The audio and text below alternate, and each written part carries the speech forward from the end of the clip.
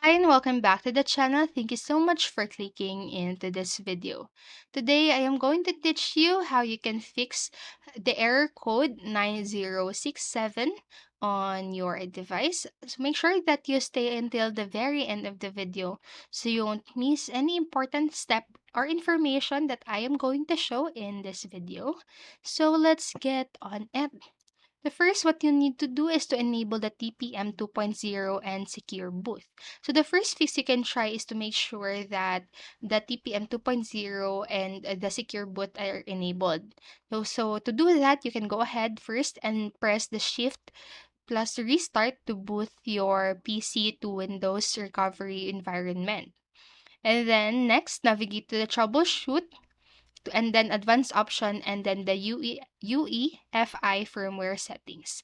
Just like right here in the picture, and then under the security tab, find trusted platform module or the TPM as we call it, and then enable it. So also find the secure boot and enable it, and based on the different PCs, the UEFI settings are usually different.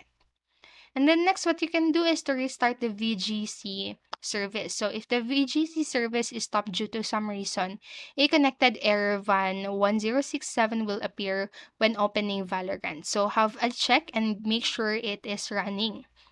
So to do or to restart the VGC service, press the window plus key to open the run dialog and type services.msc and click the OK to open the services window. And go to the VGC service, just double click on it and then choose the start and save the change by simply clicking apply and then clicking again OK.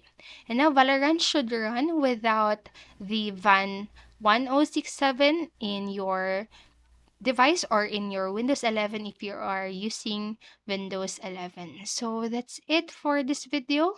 I hope this helped you, and if it did, please make sure to like, subscribe, and click notification bell button so you won't miss a video.